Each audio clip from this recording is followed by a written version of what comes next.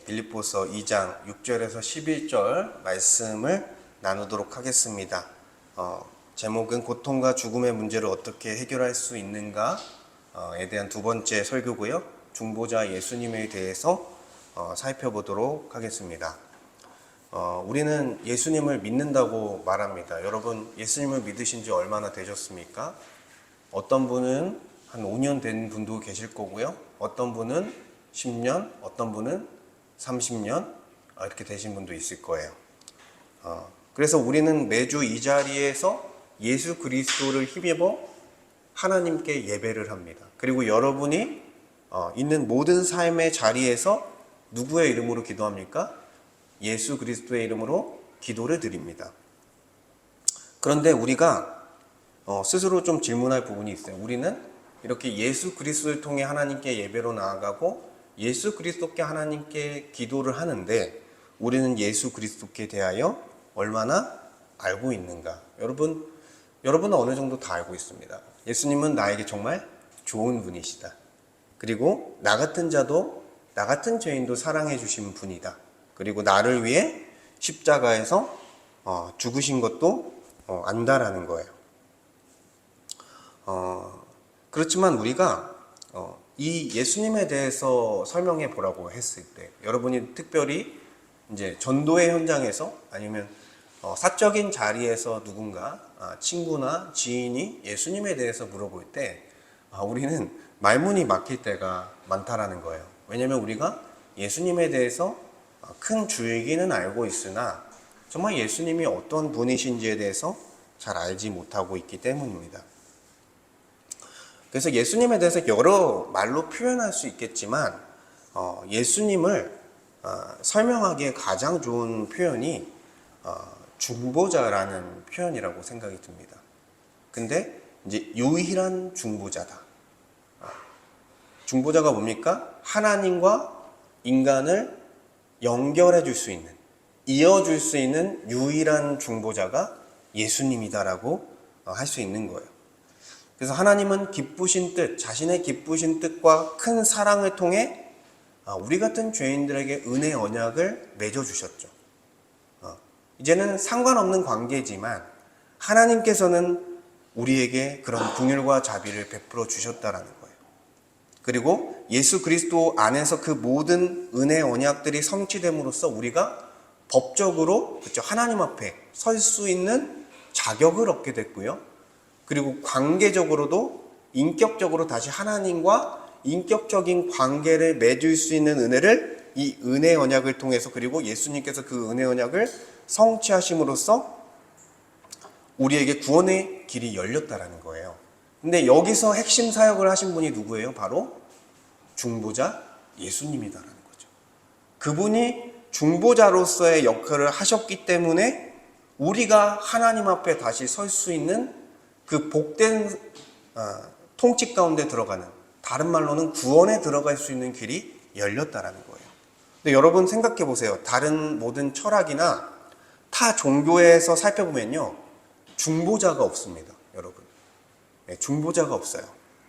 유물론 자체는요, 죽음과 고통 자체에 대한 의미를 제시할 수 없는 철학입니다. 그렇죠? 그냥 자연현상이죠. 그러다 보니 중보자 자체가 제시되지 않습니다. 그러니까 죽음과 고통의 상황이 왔을 때 그거를 누가 스스로 받아야 돼요? 홀로 그 죽음과 고통 앞에 외로이 서야 되는 거죠. 유물론을 가진 사람들은. 그리고 관념론을 가진 사람들은 자기 자신이 중보자가 되는 거예요. 내가 깨달음을 통해서 내 의식의 어떤 고양, 높아지는 것을 통해서 그렇죠. 자신의 인생을 뛰어넘으려는, 죽음과 고통의 문제를 뛰어넘으려고 합니다. 근데 스스로의 멘탈이 무너질 때, 중보자였던 자신이 무너질 때, 그죠? 의미가 없어지는 거예요. 관념론도. 그 정신으로는 이겨낼 수 없는 거죠. 그리고 당연히 불교와 힌두교나 이슬람이나 이런 거 다 어떻습니까? 행위 종교죠. 내가 행함을 통해서 구원받는 거예요. 내가 행함을 통해서 복받고 내가 행함을 통해서 저주받는 거죠. 그러니까 내 행함으로써 하는 거예요. 중보자를 두고 하는 것이 아니라 내가 어떤 행위를 통해서 구원을 받는 방식이라는 거예요. 그러니까 기독교를 제외한 다른 모든 종교들은 행위 종교다. 기독교는 은혜의 종교다. 이렇게 표현하잖아요. 그러니까 다른 거죠. 그리고 기독교 안에서도 변질된 신앙에서는 뭘 중요하게 생각합니까? 율법주의나 기복주의에서는 행위를 중요하게 생각해요. 그러니까 잘못된 거죠. 내가 행위를 통해서 뭔가 나의 삶의 문제들이 내가 행함으로써 해결될 거라고 생각하기 때문에. 그리고 신비주의는 내가 체험을 통해서 그런 것들을 해결할 수 있을 거다. 고통과 죽음의 문제를 해결할 수 있을 거다라고 생각하는 거예요. 그러니까 기독교 안에서도 지금 변질된 신앙을 갖고 있는 것입니다. 그러니까 중보자가 없어요. 예수 그리스도라는 중보자를 계속 제외시킵니다. 이러한 변질된 신앙은. 그러나 행위는 어떻습니까? 늘 넘어질 기회가 있죠. 우리가 아무리 신앙생활을 잘 하다가도 삐끗 잘못 넘어질 때가 너무 많아요. 그래서 완전하지 않고 체험도야 일시적인 거죠. 계속 그 체험이 계속되는 게 아니잖아요. 그러니까 그것들로 우리가 구원받을 수 있는 중보자의 역할을 행위나 어떤 체험들이 대신할 수 없다라는 거죠. 그러니까 참된 기독교 신앙 안에만 중보자라는 그런 중보자 예수님이 필요하다라는 것입니다. 그래서 지난 시간에 저희가 살펴봤을 때는 하나님과 그 인간이 맺고 있는 행위 언약이 인간의 범죄로 말미암아 파기됐다고 말씀드렸어요. 그래서 하나님과 인간 사이에 넘을 수 없는 간격이 생긴 거예요. 하나가 될 수 없는 간격, 하나님의 통치를 받을 수 없는 간격이 생겼습니다. 왜요? 인간은 죄인이 되었고요. 하나님은 어떤 분이세요? 거룩하신, 흠이 없고 완전하신 분이세요. 그러니까 거룩하신 분과 거룩하지 않은 죄인이 함께 할 수 없는 거죠. 물과 기름이 섞일 수 없듯이 하나님과 죄인된 인간이 하나 될 수 없는 그런 상황에 놓이게 된 것입니다. 근데 이 간격을 이어줄 분이 바로 예수 그리스도라는 거예요. 그래서 중보자가 필요하다는 것입니다. 디모데전서 2장 5절을 보니까 하나님은 한 분이시오 또 하나님과 사람 사이에 중보자도 한 분이시니 곧 사람이신 그리스도 예수라. 여러분이 물론 저희 교회에서는 중보자라는 말을 많이 쓰는데 중보자라는 말 자체가 어색할 수 있어요. 그렇지만 여기서는 지금 하나님과 사람 사이에 누가 있다라는 거예요? 중보자가 있다라고 말씀에 명확하게 적혀 있는 거죠. 디모데전서 2장 5절에. 근데 그분이 누구다? 바로 사람으로 오신 그리스도 예수라고 설명하고 있는 것입니다. 결국에는 거룩하신 하나님과 타락한 인간의 간격을 메우기 위해서는 중보자가 꼭 필요하다는 거예요. 그래서 중보자를 통해 다시 하나님께 나아가고 그분의 통치 속에서 다시 복을 누릴 수 있다는 것입니다. 이것이 구원이에요. 구원이 천국 가는 게 구원의 개념이 아니라 하나님 앞에 다시 서고 하나님의 통치 안에 들어가는 것이 구원입니다. 그래서 오늘은 여러분이 너무나 사랑하시는 예수님에 대해서 살펴볼 거예요. 예수님이 어떤 분이실까? 여러분이 몰랐던 부분을 발견하고 그 안에서 예수님에 대해서 더 깊이 알아가는 은혜가 오늘 말씀을 통해서 있길 원합니다. 첫 번째로 참 하나님이신 예수님은 중보자가 되기 위해 참 인간으로 오셨다라는 거예요. 여러분, 하나님과 인간을 연결해 줄 수 있는 중보자는 아무나 될 수 없습니다. 자격이 돼야 돼요. 그러니까 하나님 편에서도 대표가 돼야 되고 인간 편에서도 대표가 되어져서 둘을 연결해 주는 것입니다. 그래서 여러분 이런 찬양이 있죠. 나는 주의 친구. 나는 주의 친구라는 가사를 갖고 있는 찬양이 있어요. 그리고 예수님도 예수를 믿는 자들에게 내가 너희들의 친구가 그리고 너희는 나의 친구라라고 말씀하셨습니다. 이거는 예수님께서 우리에게 친구라고 불러주시는 영광을 주신 것이죠. 그냥 우리가 진짜 단순히 생각하는 그런 친구 관계가 아닌 거죠. 그리고 세상에서는 예수님을 잘 모르기 때문에 어떻게 예수님에 대해서 얘기합니까? 4대 성인 중에 한 명이다. 그분이 정말 대단하고 훌륭한데 그래도 뭐라는 거예요? 그냥 인간에 불과하다는 거죠. 아니면 정말 위대한 선생 정도로 생각하는 경우가 있다는 거예요. 그러나 우리가 먼저 뭘 생각해야 되냐? 예수님이 하나님이라는 것을 먼저 생각해야 된다는 것입니다. 여러분, 하나님은 어떤 분이세요?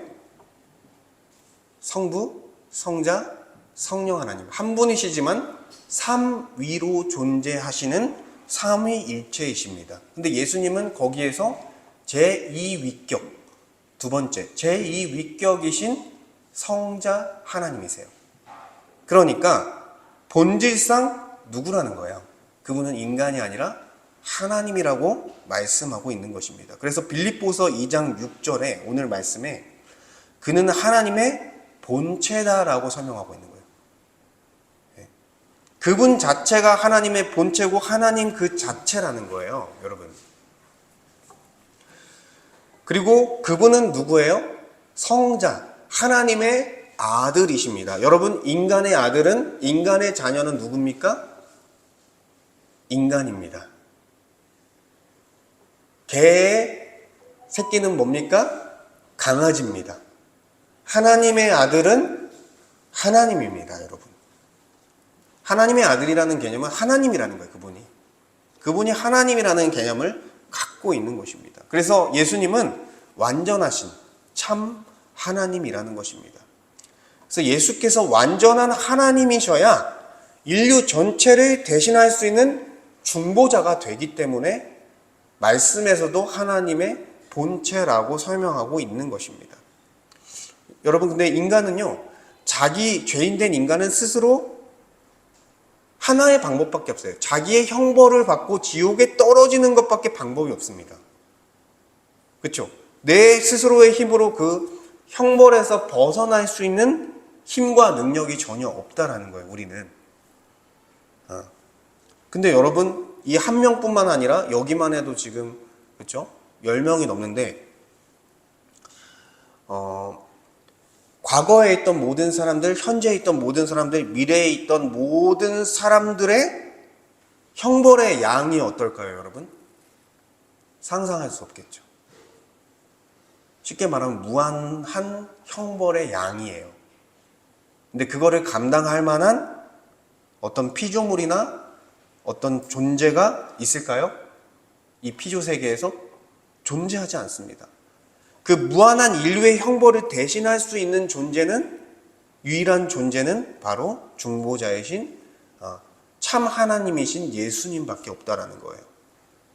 제가 지난 주에도 말씀드렸지만 중보자는 다른 말로 보증자입니다. 중개해서 보증해 주는 거예요, 중간에서.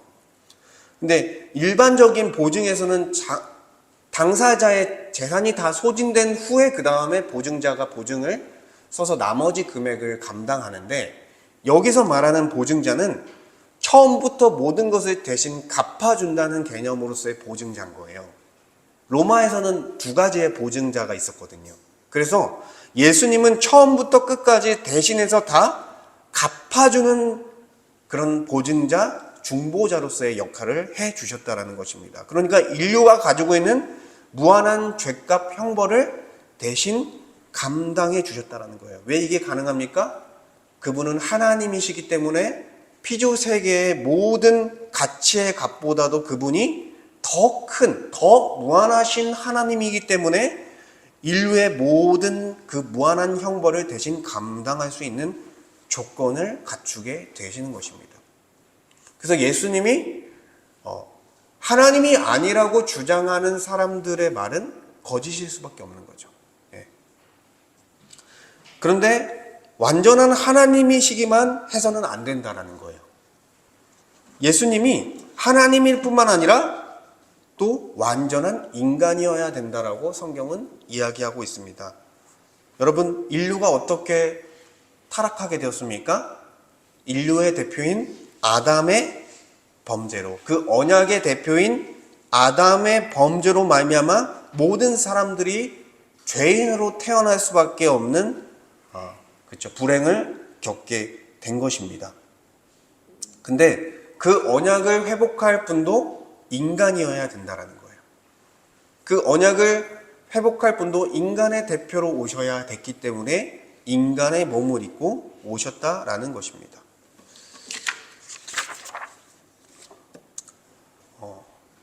그리고 그분이 인간의 자리에서 죄의 형벌을 담당해야 그분이 인간으로서의 모든 고통과 죽음을 경험하게 되는 거죠. 그러니까 인간이 받는 모든 죄값을 다 받는 거예요. 근데 여러분 생각해 보세요. 우리가 죽음 앞에 섰을 때 한 사람이 느끼는 공포와 두려움이 작지 않죠. 근데 예수님이 인간으로서 당하는 고통까지도 같이 겪거든요. 정신적으로.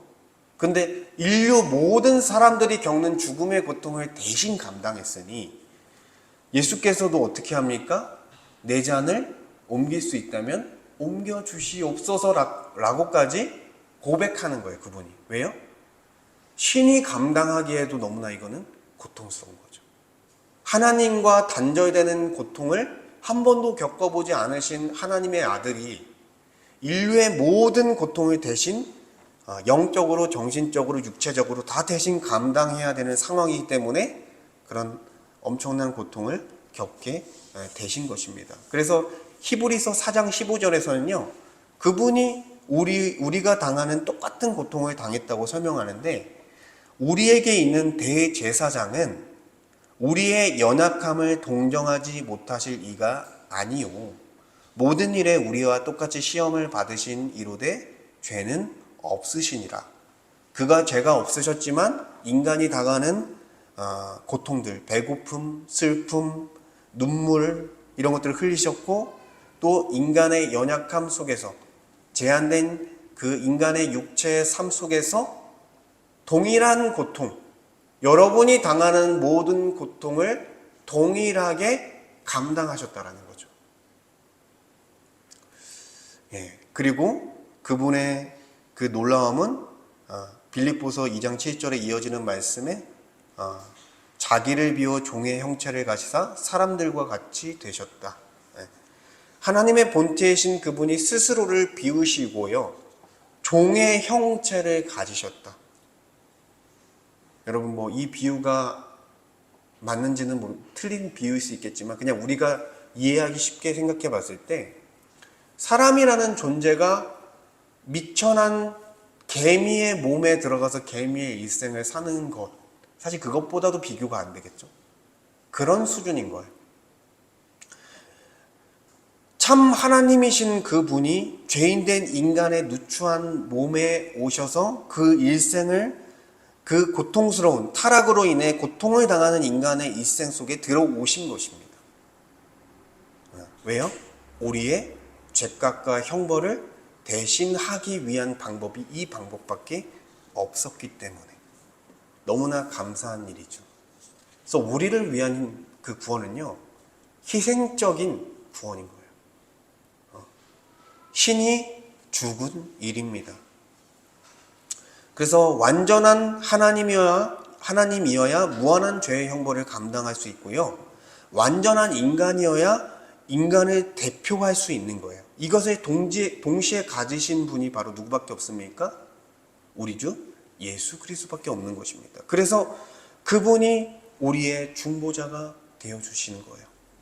그래서 다른 어떤 종교에서도, 어떤 철학자도, 어떤 선지자도 이러한 완전한 하나님이자 완전한 인간으로서의 조건을 갖추지 못하고 있습니다. 그래서 예수님만이 유일한 중보자다. 근데 요즘에 어떤 일들이 일어나요? 다른 종교를 통해서도 구원을 받을 수 있다라고 주장하는 거짓 선지자와 같은 목회자들이 나타나고 있죠. 한국교회. 여러분 가짜예요. 그거는. 오직 예수예요. 오직 예수님을 통해서만 가능하다고 성경은 창세기부터 요한계시록까지 선언하고 있습니다. 그러한 종교 통합 운동에 대해서 우리는 깨어 있어야 돼요. 지금 대형교회를 중심으로 해서 이미 들어왔어요. 한국교회. 한국교회가 얼마나 타락했는지를 보여주는 실상이에요. 이게. 그래서 우리가 우리의 참된 중보자는 예수 그리스도밖에 없구나라는 사실을 분명히 붙들어야 돼요. 그리고 두 번째로, 중보자 예수 그리스도는 십자가 사역을 통해 구원의 길을 여셨다라는 것입니다. 그렇다면 이 중보자가 실제로 어떻게 구원의 길을 여셨는지를 우리는 살펴봐야 된다는 거예요. 그래서 본문에서는 두 가지 흐름으로서 이거를 나타내고 있는데, 첫 번째는 예수님의 낮아지심과 두 번째는 예수님의 높아지심입니다. 예수님의 낮아지심은요, 예수님의 인간의 몸을 입고 온 성육신으로부터 십자가에 죽으시고 장사되는 것까지가 예수님의 낮아지심이에요. 그래서 빌립보서 2장 7에서 8절을 다시 한번 보면, 오히려 자기를 비워 종의 형체를 가지사 사람들과 같이 되셨고 사람의 모양으로 나타나사 자기를 낮추시고 죽기까지 복종하셨으니 곧 십자가에 죽으심이라. 아멘. 예수님의 낮아지심은 단계적으로 이루어집니다, 여러분. 먼저는 뭐예요? 아까도 설명했지만 성육신. 하나님의 본체이신 분이 스스로를 비우셔서 영광의 자리에서 내려오셨습니다. 그리고 인간의 몸을 빌려 성령으로 잉태되어 동정녀 마리아에게서 나시면서 어디에서 태어나십니까? 그분의 출생 자체가 초라합니다. 말구유에서 태어납니다, 여러분. 그리고 가난한 목수의 아들로 태어납니다.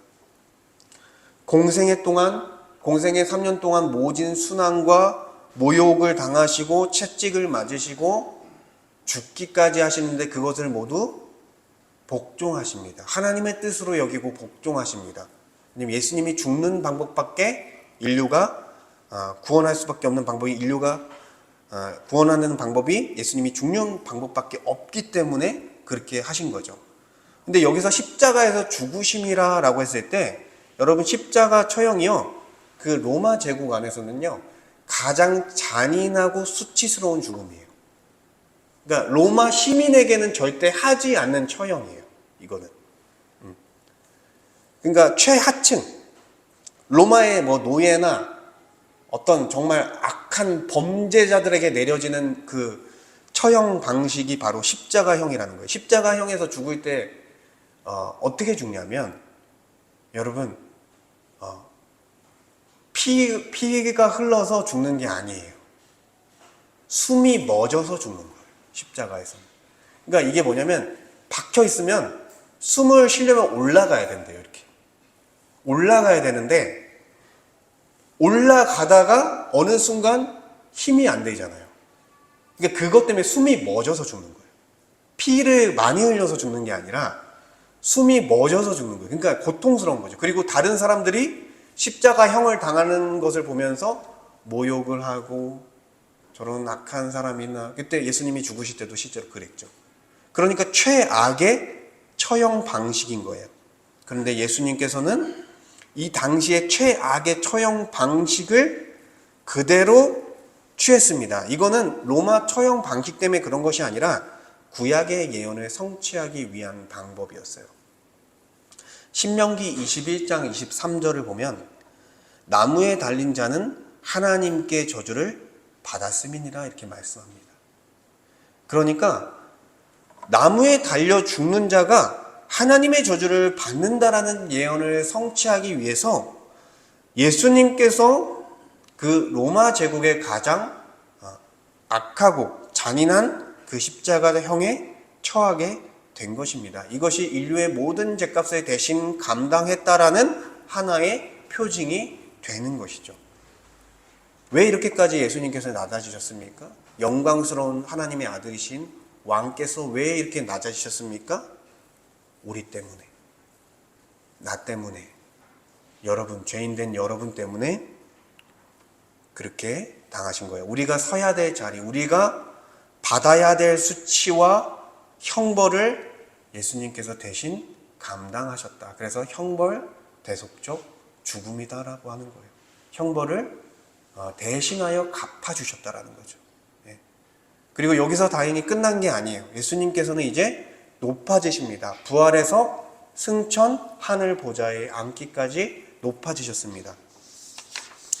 빌립보서 2장 9절에서 11절을 제가 다시 한번 읽으면, 이러므로 하나님이 그를 지극히 높여 모든 이름 위에 뛰어난 이름을 주사 하늘에 있는 자들과 땅에 있는 자들과 땅 아래에 있는 자들로 모든 무릎을 예수의 이름에 꿇게 하시고 모든 입으로 예수 그리스도의 주라 시인하여 하나님 아버지께 영광을 돌리게 하셨느니라.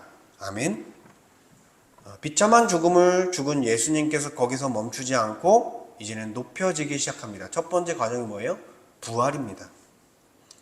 죽음이 마지막이 아니었고 사흘 만에 몸을 입고 육체를 입고 부활하셨습니다. 죽음의 권세를 이기신 걸 보여주는 거예요. 자신이 인류의 모든 형벌을 대신 받으셨지만 죄가 없음으로 부활하심으로써 나를 믿는 자들도 나와 동일하게 부활할 것을 증명해 주시는 게 바로 부활이에요. 나와 같이 너희들도 살 것이다라고 말을 하는 거예요. 그러면서 사단에게 말하는 거죠. 고린도전서 15장 55절을 보면 사망아 너희의 승리가 어디 있느냐? 사망아 내가 쏘는 것이 어디 있느냐라고 예수께서 외치시며 역설적인 승리를 보여주시는 거예요. 예수께서 죽었으나 인류가 모두 구원받을 수 있는 길을 여셨다라고 선언하고 있는 것입니다. 그래서 예수님께서 모든 죄값을 대신 받으셨기 때문에 그를 믿는 자마다 구원을 받을 수 있는 길이 열렸고 나와 같이 부활할 것이다 라고 선언하고 있는 것이죠. 그리고 부활하신 후에 40일 후에 예수님께서는 하늘로 올려지십니다. 이게 승천이죠. 승천하시고 하늘 보좌에 앉으셨어요. 예. 여기서 이제 고대 사회에서 이제 왕권이 왕자에게 주어질 때 어떻게 하냐면 왕자가 주로 그 보좌 옆 우편에 앉습니다. 네. 그런 모습을 지금 성경은 취하고 있는 거예요. 그러니까 예수님이 우편에 앉았다고 해서 권위가 떨어지는 게 아니라 하나님의 왕권을 이어받는 하나님의 아들로서 보좌 우편에 앉으셨다라고 설명을 하고 있는 거예요, 성경은. 네. 그래서 하나님의 아들로서 하나님의 왕권을 이미 왕이시지만 이제는 그런 사건을 통해서 만물의 주가 됐고 교회의 머리가 됐다라는 선언을 승천을 통해서 해주시고 있는 것입니다. 그래서 예수님은 모든 이름 위에 뛰어난 이름을 받으셨고요. 모든 무릎이 예수 그리스도 앞에 무릎을 꿇게 된 것이죠. 그래서 예수님은 왕 같은 제사장으로서 계속해서 새하늘과 새 땅까지 왕 노릇할 것인데 누구와 함께? 예수와 함께 부활한 우리처럼 예수님과 함께 우리 또한 왕 노릇할 것이다. 세세토록 왕 노릇할 것이다 라고 성경은 선언하고 있어요. 인간은 원래 어떤 존재예요? 대리 통치자. 피조물의 왕이에요. 그 권세를 회복시켜 주시는 거예요. 타락해서 죄와 사망의 권세에서 노예로 살던 자들을 건져내서 왕으로 삼아 주시는 거예요. 근데 지금부터 여러분을 왕으로 삼아 주셨다라는 거예요. 여러분의 가정 안에서, 여러분의 직장 안에서, 여러분의 일상 안에서 이제는 타락한 사단의 권세 아래 있던 그 질서를 파괴시켜버리고 이제는 하나님의 질서를 가지고 하나님의 통치 방식을 가지고 가정을 다스리고 직장을 다스리고 내 일상을 다스릴 수 있는 놀라운 권세를 갖게 된 것입니다. 그러니까 이미 우리에게 다스림의 영역이 주어진 거예요. 그러니까 지금부터 왕 같은 제사장으로 우리가 살아갈 수 있는 권세를 얻게 된 것입니다. 그러니까 하나님의 높아지시는 사역은 결국 우리의 것이 되는 놀라운 역사가 된 것이죠. 그리고 예수님의 사역은 승천에서 끝나지 않고 재림으로, 그렇죠? 심판하시고 구원하는 사역으로 마무리될 것인데 그 사이에도 하나님께서는 여전히 그 하늘 보좌에서 우리를 위한 사역을 이어가고 있다는 거예요. 히브리서 7장 25절인데 그러므로 자기를 힘입어 하나님께 나아가는 자들을 온전히 구원하실 수 있으니 이는 그가 항상 살아 계셔서 그들을 위하여 간구하심이라. 여러분, 우리가 매일같이 구원 안에서 머물며 마지막 날 완성될 구원까지 이르는 역사가 어떻게 이루어집니까? 우리의 힘과 능력입니까? 아니죠. 마지막까지 전적인 하나님의 우리 주 예수 그리스도의 은혜로 말미암은 거예요. 왜요? 그분께서 하늘 보좌에서 우리를 위해서 간구하고 있기 때문에. 그래서 성도가 마지막 날 종말까지 견인당하게 되는, 구원의 견인을 받게 되는 놀라운 역사가 예수 그리스도의 간구하심 속에 있는 것이죠. 그리고 우리가 연약할 때도, 실패할 때도, 고통 중에 있을 때에도 예수님께서는 우리와 함께 하시며 우리의 일생 가운데 동행하고 있다는 거예요. 영원한 중보자로서 우리의 구원뿐만 아니라 우리의 일생 가운데 관여하고 있다는 거죠. 그리고 우리의 기도를 들으신다는 거예요. 여러분, 우리의 고통의 해결책의 가장 핵심은 기도죠. 왜요? 중보자 되신 예수님이 우리를 위해서 지금도 간구하고 있기 때문에. 내가 당하는 고통을 가장 잘 아시고 그 고통을 사실 해결할 수 있는 분도 우리 주 예수 그리스도죠. 문제를 해결하기 위해서 여러 가지 방면으로 우리가 노력을 하지만 사실 그게 해결하는 것이 아니라 그거를 가능하게 하는 예수 그리스도의 은혜가 우리의 삶의 문제를 해결하고 있다는 거예요. 그래서 우리가 어떤 문제가 터졌을 때, 어떤 위기가 찾아왔을 때 가장 먼저 해야 될 게 뭐예요? 해결 방법을 찾는 게 아니라 기도하는 거예요. 하나님 도와주세요. 하나님, 제가 저의 힘으로 제 인생의 문제를 풀 수가 없습니다. 물론 우리가 원하는 대로 다 안 될 수도 있지만 분명히 하나님께서는 가장 좋은 길로 우리를 인도하실 거다라고 우리는 확신해야 됩니다. 협력하여 선을 이룰 것을 확신하는 거예요. 그리고 세 번째, 중보자 예수 그리스도는 형벌 대속적 죽음으로 속죄의 은혜를 베푸셨다라는 거예요. 여러분, 우리에게 주어진 그 복음, 기쁜 소식의 핵심은요, 십자가 사역이에요. 그래서 이 십자가 사역이 우리의 어떤 문제를 해결했는지를 우리는 분명히 알아야 됩니다. 먼저 첫째는 죄의 문제예요. 우리 가운데 있는 원죄, 자범죄를 완전히 해결해 주시는 은혜가 있는 거죠. 그래서 행위 언약이 파기되면서 죄에 대한 형벌을 받아서 결국 우리는 죄의 싹신 사망이라는 그 결과 형벌을 받게 됩니다. 그런데 이 형벌을 누군가 담당해 주어야 우리가 구원을 받을 수 있는 거죠. 그리고 두 번째는 의의 문제예요.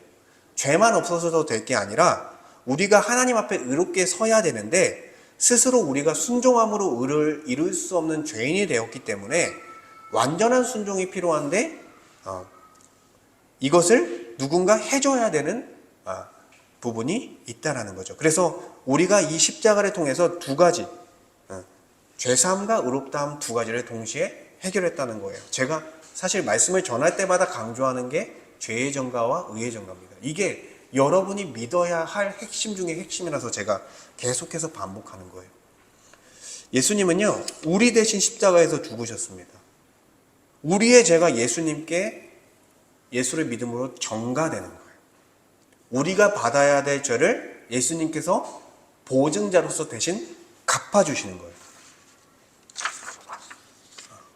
그리고 우리의 형벌을 예수님께서 담당하셨습니다. 갈라디아서 3장 13절에 보니까 그리스도께서 우리를 위하여 저주를 받은 바 되사 율법의 저주에서 우리를 속량하셨으니, 속량은요, 노예나 종의 상태에 있는 사람들에게 속전이라는 것을 지불해요. 이거는 속전을 지불하면 자유인이 되는 거예요. 이제 법 아래서 자유자가 돼서 살아갈 수 있다는 건데, 속량받았다. 노예의 상태에서 속전을 치르고 해방한 거예요. 근데 이것을 예수께서 하셨는데 우리가 받아야 될 형벌을 예수님께서 대신 갚으심으로써 하나님의 공의로운 심판이 충족하게 되면서 하나님의 공의로운 심판에 충족함을 얻고 우리가 구원을 받을 수 있는, 자유인이 될 수 있는, 하나님의 자녀가 될 수 있는 권세를 얻게 된 것입니다. 그러니까 하나님의 공의가 무시당한 것이 아니라 하나님의 공의가 충족하게 된 거예요. 왜요? 우리가 받을 형벌을 대신 속전으로서 그분이 죽으심으로써 대신 갚아주셨기 때문에. 그러니까 하나님의 공의는 깨지지 않아요. 하나님의 공의는 한 번도 깨진 적이 없어요. 근데 예수님께서 그 공의를 충족시켜 줬기 때문에 가능한 것이다 라는 것이죠. 그래서 예수님의 찔림이 우리의 허물 때문에 찔림이 됐고 우리의 죄악 때문에 상함이 됐고 그가 우리를 위해서 징계를 받으셨는데 그것을 통해서 우리는 평화를 누리게 된 것이죠. 그래서 예수님의 죽음을 통해서 우리는 새 생명을 얻게 된 것입니다. 죄에서 죄값을 치르지 않을 수 있는 상태로 놓인 거예요. 근데 여러분 이런 질문 할 거예요. 왜 근데 우리는 또 죄 짓습니까? 여러분, 죄에 오염되어 있는 부분이 여전히 있어요. 우리가 새 본성을 가졌습니다. 여러분의 마음은요, 거룩하게 살고 싶어요. 신자가 된 사람들은 거룩하게 살고 싶은 열망이 있습니다. 근데 왜 죄를 짓습니까? 죄에 죽을 몸을 입었습니다. 아직 타락한 세상과 마주하고 있습니다. 그래서 하나님이 영적인 전투를 싸우라고 설명한 게 뭐예요? 여전히 죄의 영향을 받고 있고 우리의 본성은 바뀌었으나 우리의 죄값은 치러졌으나 죄에 오염된 영역 속에 여전히 넘어지는 부분이 있기 때문에 그런 거예요. 그리고 그럼에도 우리에게 희망이 있는 건 뭐예요? 마지막 날 이 모든 죄의 영향력에서 우리는 벗어날 수 있다. 이렇게 선언하고 있는 거죠. 근데 여러분 감사한 건 뭐예요? 우리의 성화는요, 점점점 성화되어 가요. 여러분이 1년, 2년, 3년, 5년, 10년, 20년, 30년 되면요, 여러분의 그 인격이요, 점점점 예수님을 닮아져 가는 게 정상이에요. 여러분이 신자라면. 근데 여러분 처음에 신앙생활 할 때 생각해 보세요. 그때보다 지금이 더 성숙할 거예요. 왜요? 내 안에 계신 성령께서 말씀을 가르쳐 주면서 우리가 말씀에 순종할 수 있는 믿음과 은혜를 계속해서 주고 있기 때문에 가능한 겁니다. 어쨌든 간에 죄의 형벌은 죄의 정가를 통해 다 치렀고 죄의 오염에 대한 부분은 아직은 남아져 있다는 거죠. 그리고 두 번째는 뭐예요? 의의 정가죠. 예수님의 의가 우리의 것이 됐다라는 거예요. 형벌만 사라진다고 구원을 받는 것이 아니라 하나님 앞에 의롭게 서야 돼요. 근데 이 의라는 건 하나님 앞에 설 수 있는 자격이고 조건이에요. 원래는 인간이 순종할 수 있었으나 죄인된 인간은 스스로 이제는 순종할 수 없는 상태에 놓이게 됩니다. 그래서 지금 밖에 지나다니는 불신자들은 매일같이 죄를 지으면서 살아갈 수밖에 없는 인생인 거예요. 그들이 죄를 짓고 싶지 않아도 죄를 짓게 됩니다. 근데 예수님이 우리를 대신하여 율법 앞에 완전한 순종, 죽기까지 순종해 주시는 은혜를 베풀어 주셨어요. 로마서 5장 19절을 보면 한 사람이 순종하심으로 많은 사람이 의인이 되리라. 그 사람들이 진짜 의인에 합당한 조건을 갖춰서 의인이 됐다라는 말이 아니고 예수님께서 그분의 순종하심으로써 얻은 그 의를 우리에게 덧입혀 주셔서 우리가 의인이 되었다라는 거예요. 오직 의인은 믿음으로 말미암아 되리라. 여러분, 믿음으로 받는 거예요. 우리가 행해서 얻는 게 아니에요. 그래서 우리는 의인이 된 거예요. 여전히 죄에 오염된 영역에서 우리가 넘어지는 부분이 있을 수 있어요. 근데 우리가 예수 그리스도를 주와 그리스도로 믿고 성령의 인도하심과 말씀의 가르침을 받는 성령의 내주하심을 경험하고 있다면 여러분들은 어떤 상태예요? 이미 의인이 된 거예요. 하나님께서 그렇게 인정을 해 주신 것입니다. 그리고 최종적으로는 우리는 구원 안에 들어갈 수 있다라고 성경은 설명하고 있는 것이죠. 이것이 속죄인 거예요. 죄사함과 의롭다함 두 가지 문제를 해결하는 것이 속죄라는 것입니다. 이것을 단번에 해결해 주셨어요. 원래는 이 속죄를 어떻게 했습니까? 제사장을 통해서 매번 제사를 드림으로써 구약에서는 그 죄의 문제를 해결했습니다. 그런데 예수님께서는 영단번의 제사로, 십자가 위에서 영단번의 제사로 완전한 속죄를, 영원한 속죄를 이루셔서 이제는 반복하지 않아도 되는 거죠. 그분의 한 의로운 행위가 궁극적인 행위가 돼서 더 이상 어떤 행위를 하지 않아도 구원에 이를 수 있는 근거가 된 거예요. 그래서 우리의 구원의 근거는 어디 있습니까? 예수께 있는 거예요. 여러분이 하는 행위는 뭐예요? 여러분이 하는 거룩은 뭐예요? 예수로부터 의인이 된 그 은혜에 감격해서 나오는 반응이죠. 여러분이 예배드리고 다른 지체들을 섬기고 요리하고 청소하고 다른 지체를 위로해주고 이거 어떻게 되는 거예요? 우리가 하나님께 먼저 받은 은혜와 사랑이 너무나 커서 나오는 반응인 거예요. 그것이 우리의 구원의 근거가 아니고, 그래서 우리의 그 사랑으로서 사랑을 받은 자가 사랑을 전하는 그런 은혜가 주어진 것이죠. 그래서 예수님은 이러한 은혜를 우리에게 베푸셨습니다. 물론 예수님에 대한 내용은 더 많아요. 사실 더 많지만 제가 정말 핵심만 전달한 거고, 세상의 어떤 철학도 어떤 종교도요 중보자를 제시하지 못합니다, 여러분. 그런데 기독교만, 참된 기독교만 오직 예수만이 우리의 중보자가 되신다라는 것을 설명하고 있어요. 그분이 완전한 하나님이시고 완전한 인간으로서 오셔서 스스로를 낮추시고 십자가에서 죽기까지 순종하시고 부활하심으로써 우리도 그와 같이 부활할 것을, 그분이 승천하셔서 보좌에 앉으심으로써 우리도 왕같은 제사장이 될 것을 하나님께서 예수를 통해 보증해 주셨고, 예수님을 어떤 단지 좋은 선생님, 모범적인 도덕의 모범이 되는 분이 아니라 우리로 하여금 유일한 중보자가 될 수 있도록 은혜를 베풀어 주셨습니다. 여러분 주 예수 그리스도라는 뜻을 아세요? 주 예수 그리스도, 그분 이름 자체가 다 담겨 있습니다. 거기 주, 우리의 주님이 되시다, 주님이 우리의 왕이라는 거죠. 예수는 뭐예요? 여호와께서는 구원하신다, 구원이시다, 이런 뜻이에요. 예수는 우리를 죄에서 구원할 자다라고 성경은 선언하고 있어요. 예수라는 이름 자체가 가진 뜻이 구원자라는 뜻이에요. 그리고 그리스도는 뭐예요? 기름 부음을 받은 자인데 왕, 제사장, 선지자를 상징하죠. 근데 구약에서부터 기다려온 메시아, 히브리어로는 메시아, 헬라어로는 그리스도인데, 이 메시아는 누구예요? 우리를 구원할 하나님 나라의 왕이라는 뜻이에요. 그러니까 주 예수 그리스도라는 뜻이 우리의 주님이자 우리의 구원자라는 뜻 자체가 담겨있는 이름이라는 거예요. 그래서 오늘 함께 말씀을 가지고 기도하기 원합니다. 첫 번째, 예수 그리스도가 우리의 유일한 중보자가 되신다라는 사실을 기억하시면 좋겠습니다. 오직 예수입니다. 우리가 구원을 받을 수 있는 유일한 길은 오직 예수입니다. 그분이 길이고 그분이 진리고 그분이 생명입니다.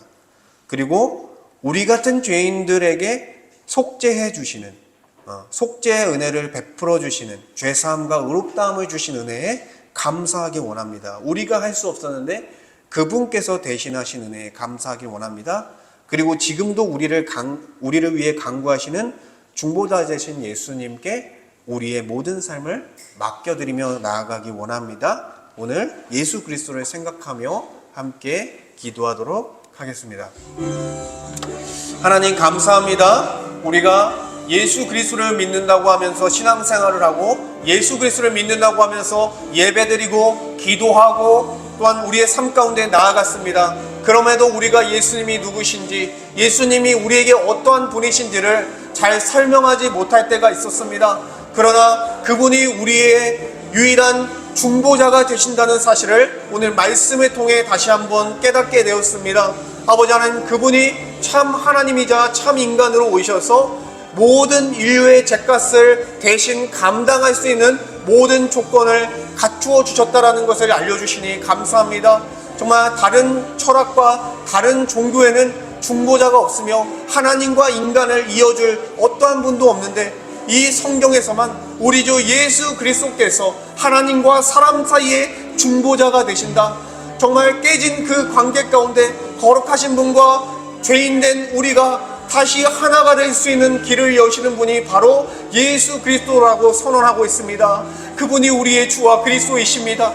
그분이 우리의 주와 그리스도이십니다. 또한 그분은 성육신하여 죽기까지 낮아지심으로써 우리를 위한 형벌 대속적 죽음을 당하시고 우리의 형벌을 대신하여 갚아주는 놀라운 은혜를 베풀어 주셨습니다. 우리가 당하여 사망에 이를 수밖에 없는 운명에서 우리를 건지셔서 다시 죄사함의 은혜를 주시기 위해서 죽기까지 순종하신 주님의 놀라운 은혜에 감사하기 원합니다.